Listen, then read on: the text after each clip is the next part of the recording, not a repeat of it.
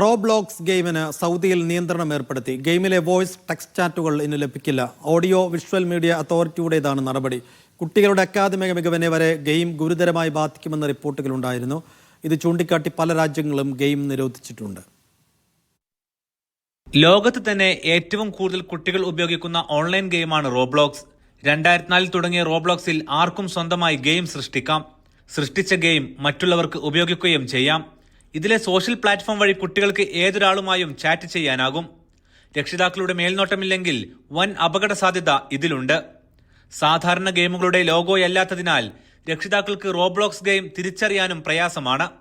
ഇത് തിരിച്ചറിഞ്ഞാണ് റോബ്ലോക്സ് ഗെയിമിലെ text voice chatting Saudi general authority for audio visual media വിലക്ക് ഏർപ്പെടുത്തിയത്. ഗെയിം ദുരന്തത്തിലേക്ക് നയിക്കുന്നുണ്ടെങ്കിൽ ഇടപെടാൻ അറബി സംസാരിക്കുന്ന മോഡറേറ്റർമാരെ നിയമിക്കാനും പ്ലാറ്റ്ഫോമിനോട് മന്ത്രാലയം ആവശ്യപ്പെട്ടു. ഏറ്റവും പുതിയ കണക്ക് പ്രകാരം 8.5 കോടിയിലേറെ പേർ ഇത് ഉപയോഗിക്കുന്നുണ്ട്.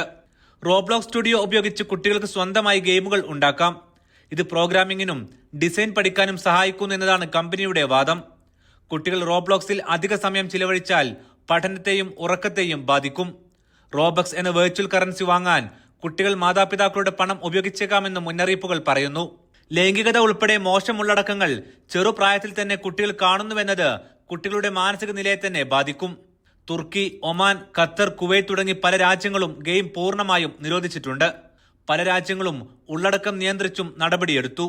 രക്ഷിതാക്കളുടെ മേൽനോട്ടമില്ലെങ്കിൽ കുട്ടികളുടെ പഠന മികവിനെ തന്നെ ഗെയിം ബാധിക്കുമെന്നാണ് മുന്നറിയിപ്പ്. Aftab Rahman, media 1, Riyadh.